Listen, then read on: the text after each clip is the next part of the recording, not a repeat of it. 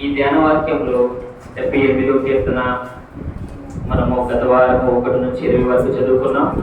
ఈ వారము 21 నుంచి 40 వచనం వరకు మనం చదువుకున్నాం. అయితే ఇప్పుడు 20వ వచనం మనము ధ్యాన వాక్యంగా కొన్ని మాటలు మనం తెలుసుకుందామని ఆశిస్తున్నాను. అయితే ఈ ధ్యాన వాక్యం 20వ వచనం 78వ కీర్తన 20వ వచనం మనం చదువుకుందాం. 21 యెహోవా ఈ మాట విని కోపగించెను, యాకోబు సంతతిని దహించి వేయుటకు అగ్నిరాజును ఇశ్రాయేలు సంతతిని హరించి వేయుటకు కోపము పుట్టెను. చాలండి, చిన్న ప్రార్థన చేసుకుందాం. కృపగలిగిన దేవాచీవములు తండ్రి, సర్వాధికారి స్తోత్రములైనా ఇది ఈ మధ్యాహ్న కాల సంబరాలైన ఎన్నికలైనటువంటి నా ప్రభావ మధ్యాహ్న కాల సమయంలో మీరు నిలబెట్టుకుని కొందరు చెల్లించున్నాను. అయ్యా, ఇదిగో మేము నిలబడేవాడు మనుషుడే కానీ మాట్లాడే దేవుడు మీరే ఉన్న గొప్ప దేవుడు. నా ప్రభావ సహాయం నిలబెట్టుకున్నాను.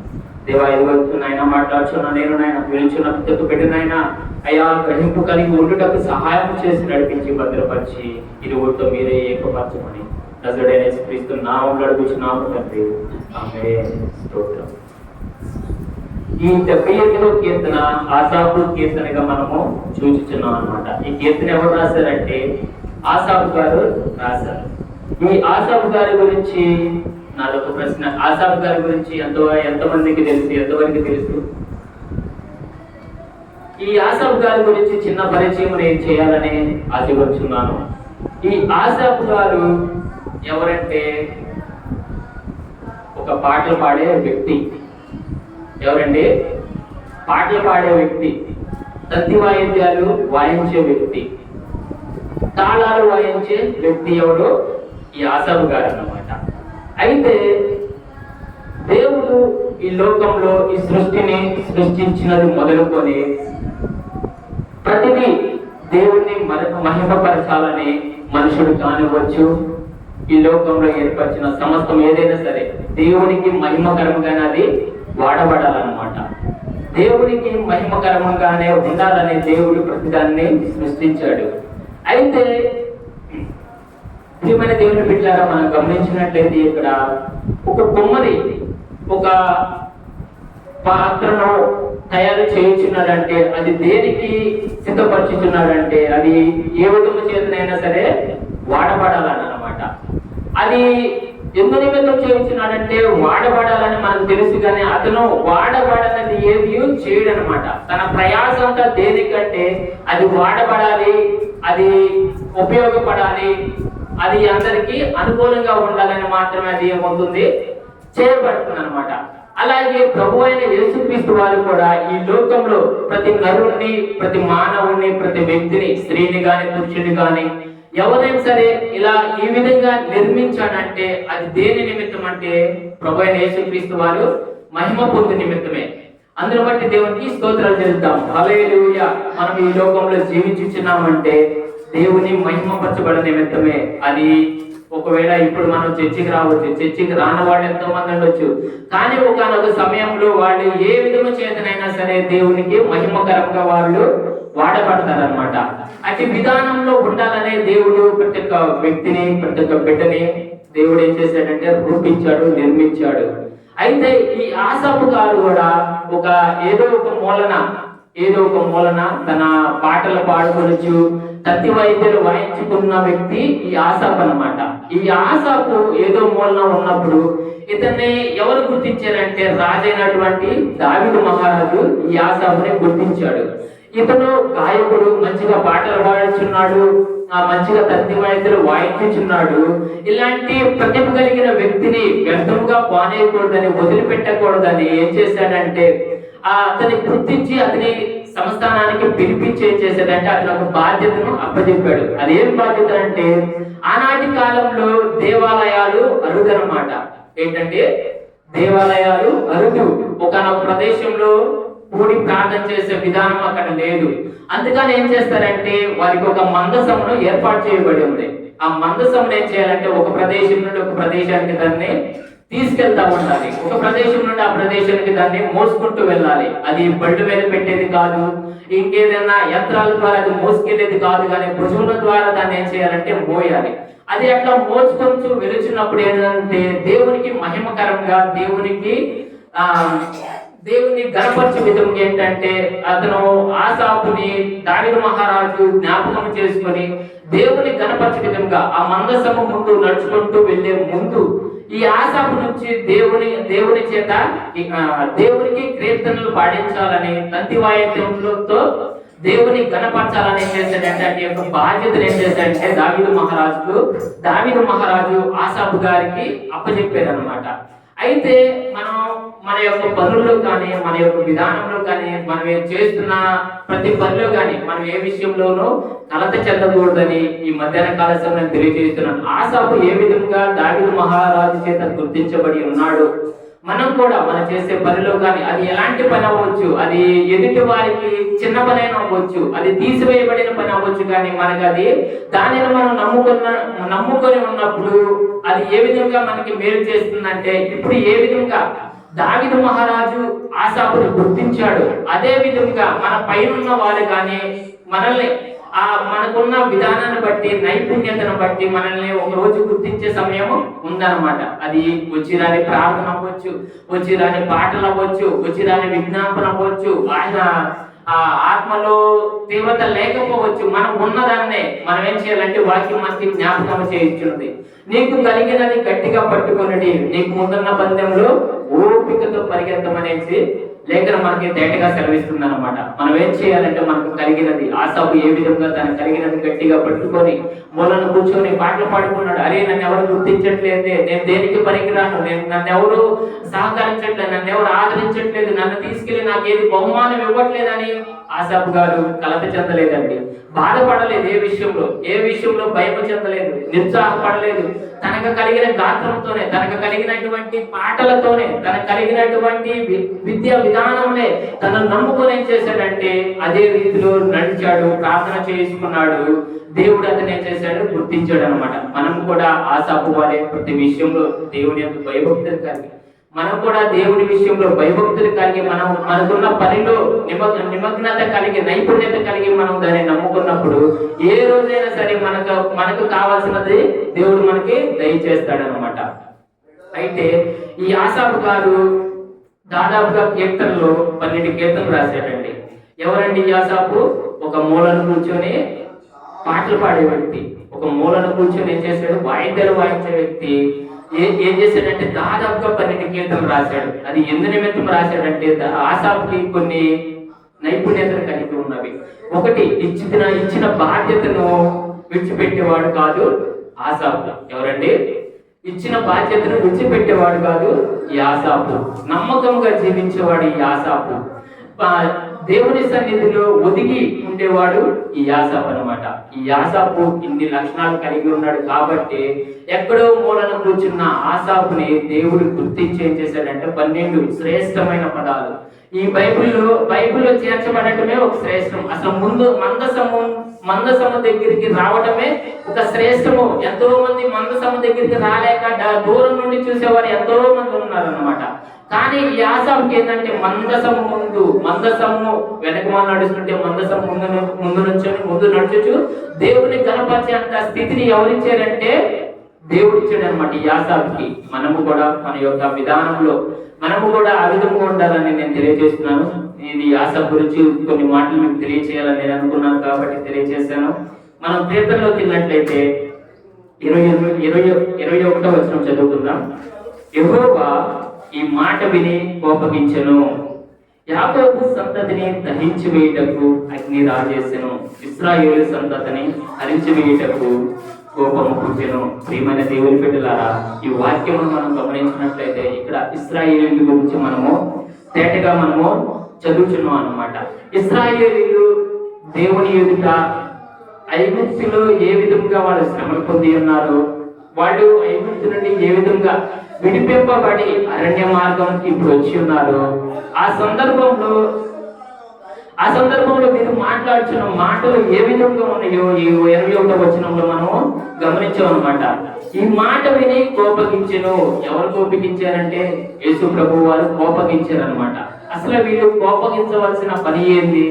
అసలు వీళ్ళు ఎక్కడి నుంచి వచ్చారు, వీళ్ళు గుర్తుపెట్టుకున్నారు అసలు వీళ్ళు ఏ స్థితిలో నుండి ఏ స్థితిలోకి వచ్చారో వీళ్ళు అసలు జ్ఞాపకం చేసుకోలేకపోతున్నారు, నెమరు వేసుకోలేకపోతున్నారు. అసలు వీళ్ళు యేసు ప్రభు వారికి కోపం పుట్టవలసిన మాటలు ఏంటంటే ముందు వచ్చిన మనం చదువుకుందాం, 19 వచనం చదువుదాం. ఈ అరణ్యంలో దేవుడు భోజనము సిద్ధపరచగలడా అయినచు వారు దేవునికి విరోధంగా మాట్లాడేది. ప్రియమైన దేవుని బిడ్డలారా, ఈ ఇశ్రాయేలీయులు ఏం చేస్తున్నారంటే ఈ అరణ్యంలో దేవుడు భోజనము సిద్ధపరచగలడా అని వాళ్ళు కుసిరి వేసుకుంటున్నారు అనమాట. ఎవరిలో ఇశ్రాయేలీయులు? ఐగుప్తులు బానిసత్వం చేసిన వాళ్ళు, ఐగుప్తులు వ్యక్తి చాకరీ చేసిన వాళ్ళు, ఇదిగో అక్కడ ఉన్న సైనికుల చేత పట్టబడిన వారు, తిట్టబడిన వారు, ఇదిగో కొరడాల చేత చేర్చబడిన ఈ ఇశ్రాయేలీయులు మాట్లాడుతున్నారు. ఇప్పుడు ఐగుప్తుని విడిచి అరణ్యంలోకి వచ్చినప్పుడు మాట్లాడుతున్నారు. ఈ దేవుడు ఎవరంట? ఈ అరణ్యంలో దేవుడు భోజనము సిద్ధపరచగలడా అనొచ్చు. ఏం చేశారండి వీళ్ళు నిజముగా కృతజ్ఞత లేని వాళ్ళండి. వీళ్ళు నిజముగా చేసిన సహాయమును మర్చిపోయేవాళ్ళు అనమాట. వీళ్ళు కృతజ్ఞతను మరిచిపోయి వాడు అనుభవించిన మేలును మరిచిపోయి ఏం చేస్తున్నారంటే వ్యర్థమైన మాటలతో దేవుణ్ణి కించపరుస్తున్నారు అనమాట. 12వ వచనం మనం గమనించినట్లయితే అసలు వీళ్ళు ఏమి మర్చిపోయారు? అసలు దేవుడు వీళ్ళ పట్ల చేసిన మేలులు అసలు ఏమి మర్చిపోయారు ఒకసారి మనం గమనించుకుందాం. 12వ వచనం చదువుదాం. ఐగుప్తు దేశంలోని సోయాను క్షేత్రమందు వారు పితరులు చూచుచుండగా ఆయన ఆశ్చర్య కార్యములను చేసెను. ఆయన సముద్రమును పాయలుగా చేసి వారిని అందరికి నడిపించెను. ఆయన నీటిని రాశిగా నిలిపెను. పగటి వేళ మేఘంలో నుండి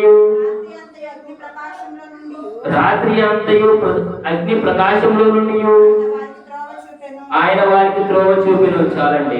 ప్రియమైన దేవుని బిడ్డలారా, ఈ 12వ వచనం మనం గమనించినట్లయితే ఈయన పితరులు యేసుక్రీస్తు వారు పితరులు ఎదుట ఎన్నో ఆశ్చర్యమైన కార్యాలు చేశారు, ఎన్నో అద్భుతమైన కార్యాలు చేశారు. ఫరో ఎదుట ఆశ్చర్యమైన కార్యాలు, మిడత దండలు నడిపించాడు, కప్పులను నడిపించాడు, ఆకాశం నుండి అగ్ని గంధకములు కురిపించాడు, ఇంకా నానా విధములైనటువంటి ఆశ్చర్యమైన కార్యములు ఎన్నో జరిగించాడు యేసుక్రీస్తు ప్రభువారు.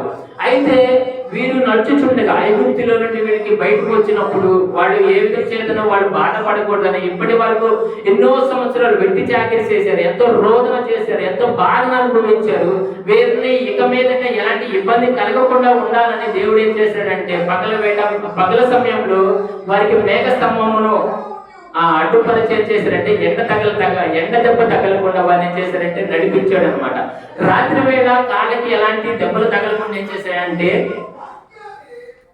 రాత్రి వేళ ఎలాంటి దెబ్బలు తగలకుండా వారిని ఎలా నడిపించాడంటే అగ్ని స్తంభమై వారిని నడిపించాడు అనమాట. అసలు ఈ ఇశ్రాయేలీయులు దేవుడి పట్ల ఎందుకు ఎంత వైఖరి చూపుతున్నారు? దేవుడు చేసిన మేలులు ఎందుకంటే ఎందు నిమిత్తం వీళ్ళు ఈ విధంగా వాళ్ళు తిరుగుబడి దేవుణ్ణి మాట్లాడుచున్నారని మనం ఒకసారి గమనించినట్లయితే ఈ మనం సంఖ్యాకాండం 16వ వచనం ఒకసారి 16వ అధ్యాయం చూద్దాం.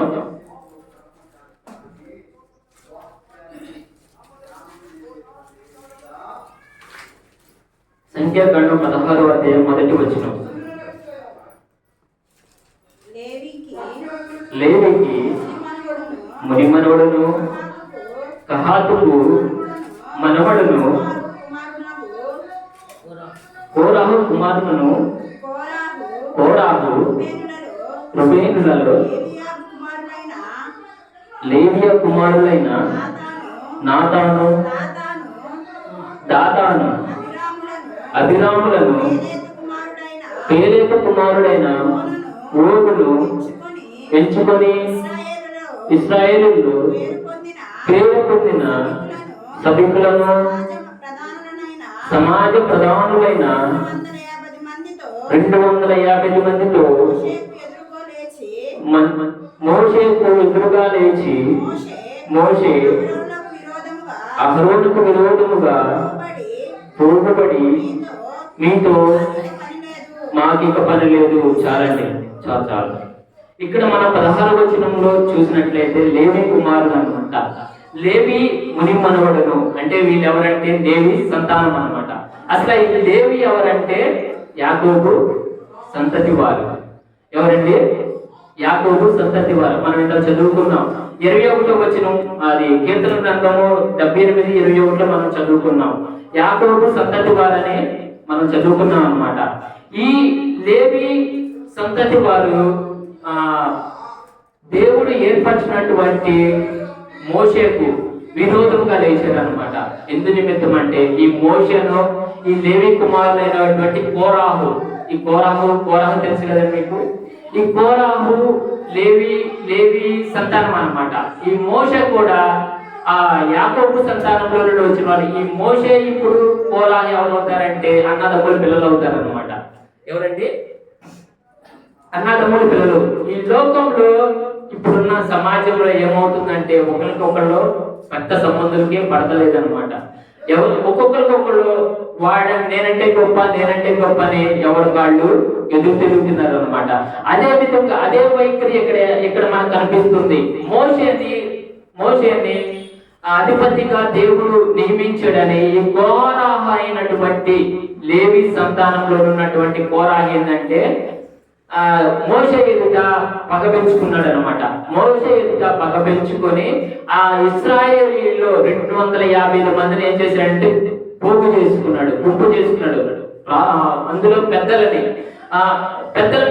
గుంపు చేసుకొని మనమందరం వెళ్ళి మోష మీద తిరుగుబాటు చేద్దాము, మనందరము మోష అసలు అతను ఎవరు మనకి అధిపతిగా నియమించబడింది అనేసి ఏం చేస్తున్నారంటే పోగు చేసుకొని వాళ్ళు మోష మీద తిరుగుబాటు చేస్తున్నారంటే ప్రతి విషయంలో మోషని ఇసిగిస్తున్నారు అనమాట. ప్రతి విషయంలో మోషని ఏం చేస్తున్నారంటే సనుగు కొడుతున్నారనమాట. దేవుడు మాకు అది లేదు ఇది లేదు అనేసి, అసలు నీవెవరు, నీవు మా మీద పెత్తనం చేయడానికి నీవే మాత్రం పొడివి, మేము కూడా దేవుని ఎదుట మేము సమానులమే, నువ్వెంతో మేమెంత అనేసి మోషతో పాటు మేము సమానులు అని కోరాహు ఏం చేస్తున్నాడంటే తిరుగుబాటు చేయడం మొదలు పెట్టాడు అనమాట. ఒక్కసారి మనం 11 వచనం చదువుకుందాం. సంఖ్యాకాండం 16, 11. ఇందు నిమిత్తము నీవును ఈ సమస్త సమాజమును యెహోవాకు విరోధముగా పోగై ఉన్నారు. అహరోను ఎవడు? అతనికి విరోధముగా మీరు చదువుకునేలా నేను. అప్పుడు మోషే ఎలియాబు కుమారులైన దాతాను అభిరాములను పిలువనంపించెను. అయితే వారు మేము రాము, ఈ అరణ్యములో మమ్మల్ని చంపవలనని పాలు తేనెలు ప్రవహించు దేశంలో నుండి మమ్మల్ని తీసుకుని వచ్చుట చాలనట్లు మా మీద ప్రభుత్వం చేయుటకును నీకు అధికారము కావాలన్నా చాలండి. ప్రియమైన దేవుని బిడ్డలారా, ఇక్కడ మనం గమనించినట్లయితే కోరాహు ఏ విధంగా మాట్లాడుచున్నాడంటే ఐగుప్తు అంటే వీరికి ఏ విధంగా ఉందంటే పాలు తేనెలు ప్రవహించు దేశంగా ఉందంట. ప్రియమైన దేవుని బిడ్డలారా, వీళ్ళు ఎలా మాట్లాడుచున్నారంటే దేవుడు చేసిన కార్యములు మర్చిపోయి అధికారం కోసం, ఎవరో మా మీద పెత్తనం చేస్తున్నారని అధికారం కోసం ప్రయాసపడచ్చు. నేనే అధికారిగా ఉండాలి, మా మీద ఇంకెవరు అధికారంగా ఉండకూడదు, మేమే పెత్తనం చేయాలని ఏం చేస్తున్నాడంటే కోరాహు ఎక్కడో వాళ్ళు బానిసత్వముగా ఉన్న దేశమును జ్ఞాపకము చేసుకుని అది మాకు ఏంటంట పాలు తేనెలు ప్రవహించు దేశము, అది మాకు శ్రేష్టమైనది, అది మాకు యోగ్యమైనది, అక్కడ నుండి మమ్మల్ని ఇక్కడికి నడిపించావా, అక్కడ సమాధులు లేవని ఈ ప్రదేశం మమ్మల్ని నడిపించావా, నువ్వు తీసుకెళ్తానన్న పాలు తేనెల ప్రదేశము ఇదేనా అని ఏం చేస్తున్నాడంటే మోష మీద సనుగుకుంటున్నాడు అనమాట. అది వ్యర్థమైన ప్రదేశం, ఏంటంటే శ్రేష్టమైనదిగా కనపడుతున్నది. వీళ్ళు ఏ విధంగా ఆ విధంగా మాట్లాడుతున్నారంటే శ్రేష్టమైన దాన్ని విడిచిపెట్టి వ్యర్థమైనదే శ్రేష్టమైనదిగా వీరు ఎంచుకుంటున్నారన్నమాట. ప్రియమైన దేవుని బిడ్డలారా, ఈ మధ్యాహ్న కాల సమయంలో మనము కూడా దేవుని సన్నిధిలో నిలబడిన వారమే. దేవుని సన్నిధిలో మనము నిలబడి దేవుడు మన ఎడల ఎన్నో ఆశ్చర్యమైన కార్యములు జరిగించాడు. వాటన్నిటిని ఈ కోరాహు కుమారుల వలె మనము ఉండకుండా దేవుడు మన ఎడల ఏ విధంగా జరిగించాడు, దేవుడు మన కొరకు ఎలాంటి పరలోక రాజ్యాన్ని సిద్ధపరిచాడు, మనం కూడా జ్ఞాపకం చేసుకొని ఈ కోరాహు వలె కాక దేవుడు మన ఎడల చేసిన ప్రతి కార్యమును జ్ఞాపకం చేసుకుని దేవునికి కృతజ్ఞత కలిగి ప్రతి విషయంలో దేవునికి కృతజ్ఞత ఆస్తుతులు చెల్లించి వారి వల్ల ఉండాలని తెలియజేస్తున్నాను. అంతేకాదు మనము ప్రతి దినము దేవుడు మనకి ఎలాంటి ధన్యతనిచ్చాడు.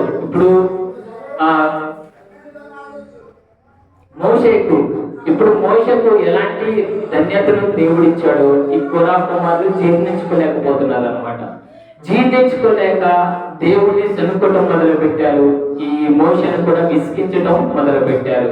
మనము కూడా ఆ విధంగా ఉండకుండా దేవుని సన్నిధిలో ప్రతి విషయంలో దేవుడు మనకి ఎంతవరకు తలాంతి ఇచ్చాడో అంతవరకు మనకు ఈ సంఘంలో మనకి ఎంతవరకు మనకు దేవుని ప్రాధాన్యత ఇచ్చాడు.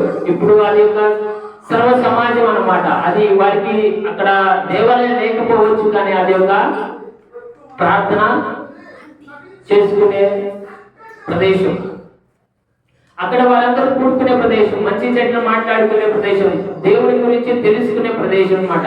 ఆ ప్రదేశంలో వీళ్ళందరూ ఏం చేస్తున్నారంటే దేవునికి వ్యతిరేకంగా కూడుకొని దేవునికి వ్యర్థమైన మాటలతో సరుకుంటూ దేవుని సన్నిధిలో దేవుని లక్ష్య పెట్టగా దేవుని విసిగిస్తూ దేవుడు చేసిన కార్యములు మర్చిపోయి దేవుని ఎడల భయభక్తులు లేకుండా జీవిస్తూ దేవుని ఎడల వారు పాపమును కూడబెట్టుకుంటున్నారు అన్నమాట.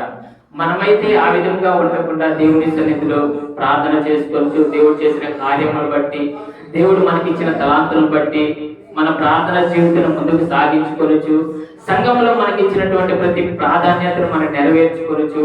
దేవుడు ఇచ్చిన తలాంతులు మనము వినియోగించుకోవాలని తెలియజేస్తూ ఈ మధ్యన కాల సమయంలో నాకు ఇచ్చినటువంటి సమయాన్ని బట్టి దేవుని కృతజ్ఞతాస్తుతులు చెల్లిస్తూ ఈ సమయంలో మంచిది. దేవుని యొక్క సమయంలో ఆసాపు రాసినటువంటి కీర్తనల గురించి చక్కని కొన్ని మాటలు మనం విన్నాం. ఒక 10 నిమిషాలు మనం కూడా ముందుకు వెళదాం. మరి చక్కగా దేవుని సన్నిధానంలో దేవుని మాట చెప్పిన బిడ్డను దేవుని దీవించి ఆశీర్వదించును గాక. ఆమేన్. దేవుని వాక్యంలో మరి ఒక 10 నిమిషాలు మనం కూడా ఒక విషయం తెలుసుకుందాం. ఎవరు ధన్యులు? బైబిల్ గ్రంథంలో ఎవరు ధన్యులు, ఇది ఈరోజు మనం చెప్పుకుంటున్న అంశం. ఎందుకంటే చక్కగా యవనస్తుడైనటువంటి మరి జయకుమార్ చక్కని సందేశం ఇచ్చాడు. బిడ్డనిక తన కృపలో దేవుని కృపలో బలంగా వాడుకోవాలి. కాబట్టి ఈ సమయంలో 10 నిమిషాలు ఈ పునరుద్ధానం రోజున ఎవరు ధన్యులు, ధన్యత అంటే ఏంటి, ఒక 10 నిమిషాలు 2 విషయాలు నేను మీకు జ్ఞాపకం చేస్తాను. ధన్యత అంటే ఏంటి? ఒకసారి యేసుక్రీస్తు వారు లూకాసు వార్త 12వ అధ్యాయం ఎవరు ధన్యులు అనే విషయాల గురించి చెబుతారు. చక్కని మాటలు, కొన్ని విషయాలు, కొన్ని విధానాలు. ఆసాపు అంటే ఎక్కడి నుంచి వచ్చాడు అనే విషయాన్ని తెలుసుకోవడానికి ప్రభు కృపనిచ్చాడు. అది ఈ విషయాన్ని కూడా ఇప్పుడే తెలుసుకోవడం జరిగింది. చక్కగా మరి దేవుని యొక్క మంచి కృపను తలాంతును దేవుడు మనకిస్తాడు. ధన్యత అంటే ఏంటి, ఎవరు ధన్యులు? లూకాసు వార్త 12వ అధ్యాయం, లూకాసు వార్త 11వ అధ్యాయంలో యేసుక్రీస్తు వారు కొన్ని విషయాలు బోధించుకుంటా వచ్చారు. 27 నుండి 28 వచనాలు చూడండి. నేను చెప్పిన తర్వాత చదవండి. ఎవరు ధన్యులు, ఈ రోజు సబ్జెక్ట్ పేరు ఇది. చూద్దాం. దేవుని బిడ్డ 11వ అధ్యాయంలో యేసుక్రీస్తు వారు చాలా విషయాలు మాట్లాడుకుంటా వచ్చారు. దేవుని వాక్యమును ప్రకటించుకుంటా వచ్చారు. వస్తూ ఉన్న సమయంలో యేసుక్రీస్తు వారు చాలా విషయాలు మాట్లాడుతూ ఉంటే 27వ వచనం దగ్గరకు వచ్చేటప్పటికి ఒక స్త్రీ ఎక్కడి నుంచి వచ్చిందో, ఎవరి నుంచి వచ్చిందో, ఏ గోత్రమో ఎక్కడి నుంచి వచ్చిందో తెలియదు, కానీ యేసుక్రీస్తు వారు మాట్లాడుతున్నటువంటి ఆ అద్భుతమైనటువంటి సందేశాన్ని వింటూ ఓ దగ్గరికి యేసుక్రీస్తు దగ్గరకు వచ్చి అంటూ వెళ్ళిపోతుంది. యేసుక్రీస్తుతో మాట్లాడతా వెళ్ళిపోతుంది. ఈ మాటలు చెప్పుచుండగా సమూహములలో ఒక స్త్రీ ఆయనను చూసి, నిన్ను మోసిన గర్భము నీవు కుడిచిన స్తనపానములు ధన్యములైనవని కేకవేయగా, దేవునికి స్తోత్రం. యేసుక్రీస్తు బోధను చూసి, యేసుక్రీస్తు చెబుతున్న వాక్య సందేశాన్ని చూసి, యేసుక్రీస్తు చేస్తున్న అద్భుతాల గురించి, యేసుక్రీస్తు చేస్తున్న మంచి పనుల గురించి ఒక స్త్రీ నిలబడి అంటుందంట, అయ్యా నిన్ను కన్న నీ తల్లి గర్భము, నిన్ను కనిన నీ తల్లి గర్భము ధన్యమైంది. దేవునికి స్తోత్ర. ఏ తల్లి పాలు దాగి వెతికవో నాయన, ఏ తల్లి గర్భంలో పుట్టావో నీవు. ఈ రోజున దేవుని పిల్లలారా, యేసుక్రీస్తును కన్న తల్లిని ఈ స్త్రీ పొగుడుతుంది. ఏ తల్లి గర్భంలో పుట్టావు బాబు నువ్వు, ఏ తల్లి పాలు దాగి వెతికావు నువ్వు అని అంటూ ఏమంటుందంటే, ధన్యమైపోయింది నీ తల్లి జీవితము, ధన్యమైపోయింది నీ తల్లి ధన్యురాలు. ఎవరు? మరియమ్మని అంటున్నాం. ఈ లోకంలో దేవుని బిడ్డరా, తల్లిదండ్రులు ధన్యులు అని ఒక బిడ్డను బట్టి, యేసుక్రీస్తుని బట్టి ఒక స్త్రీ అంతమంది సమాజంలో సాక్ష్యం చెబుతుంది. అంతమంది సమాజంలో యేసుక్రీస్తుని అంటుంది, నీ తల్లి గర్భము ధన్యమైందయ్యా. యేసుంటే తల్లి కడుపును పుట్టావు నువ్వు, నీ తల్లి ఎంత ధన్యురాలు, మరియ ఎంత ధన్యురాలు. ఆ గర్భంలో పుట్టావు, చక్కని వాక్యం చెబుతున్నావు, చక్కగా అద్భుతాలు చేస్తున్నావు, పాపులను రక్షిస్తున్నావు, మంచి మంచి పనులు చేస్తున్నావు. నీ తల్లి ధన్యురాలయ్యా. ఈ రోజున దేవుని బిడ్డలారా, తల్లిదండ్రులు ధన్యులు అనే పేరు ఎప్పుడు వచ్చిందంటే, బిడ్డలు చేస్తున్నటువంటి అద్భుతమైనటువంటి కార్యాలను బట్టి ఏమవుతారంటే ధన్యులవుతారు అని మనం చెప్పుకోవాల్సిన అవసరం లేదు. సమాజం చెప్పుద్ది, ఫలానా గర్భంలో పుట్టిన బిడ్డ, ఫలానా తల్లిదండ్రులకు పుట్టిన బిడ్డ. చూసావా, ఆమె కడుపులు పుట్టినటువంటి బిడ్డ, ఆ తల్లిదండ్రులకు పుట్టినటువంటి బిడ్డ లోకంలో ఎంత గొప్పవాడయ్యాడా, ఎంత ప్రసంగికుడయ్యాడా, ఎంత గొప్పవాడయ్యాడని ఆమె ఏం చేసిందంట, నీవు తాగిన అంటే అక్కడ స్తనపానములు ధన్యములైనని కేక వేసి చెబుతుంది. దేవునికి మహిమ కలుగును గాక. ఈ రోజుల్లో ఎందుకంటే సందర్భాన్ని బట్టి చెబుతున్నా, అంటే ధన్యత అనేటువంటి విషయాల గురించి నేను మీకు చెప్పాలి. చూడండి అని చెప్పి ఈ స్త్రీ అంతమందిలో, అయ్యా యేసుక్రీస్తు దగ్గరకు వచ్చి, నువ్వు మంచోడు అయ్యా, నువ్వు మంచి నీతిమంతుడివి, నువ్వు దేవుడివి, దేవుని కుమారుడువు, అట్లా చేస్తున్నావు ఎట్లా చేస్తావు అలా ఇవి ఎక్కడి నుంచి మాట్లాడుతుందో చూడు. ఎంత చక్కని బిడ్డ పుట్టాడంటే ఎంత ధన్యురాలయ్యా నీ తల్లి. ఈ రోజుల్లో దేవుని బిడ్డలారా, ఉదాహరణకు ఒక మాట నేను మీకు జ్ఞాపకం చేస్తాను, 2 విషయాలు చెబుతాను. దేవుని బిడ్డలారా, దావీదు మహారాజు గొల్యాతుని చంపుతున్నప్పుడు, గొల్యాతుని చంపడానికి వెళ్ళి గొల్యాతుని చంపి వస్తున్నప్పుడు సౌలు రాజు అక్కడ ఉన్నటువంటి సైన్యాధిపతిని పిలిచి, ఇతని తల్లిదండ్రులు ఎవరు, ఇతని తల్లిదండ్రులు ఎవరు, ఎవరు పుట్టాడు ఈ బిడ్డ, ఇతని తల్లిదండ్రులు ఎవరు, అసలు ఇతని తల్లి ఎవరు, ఇతని తండ్రి ఎవరు. చూడండి, ఒక బిడ్డ మంచి కార్యం చేస్తే ఇక్కడ బిడ్డల ఒకరితో కాదు కానీ వాళ్ళ అమ్మ నాన్నని గుర్తు తెచ్చుకుంటున్నాం.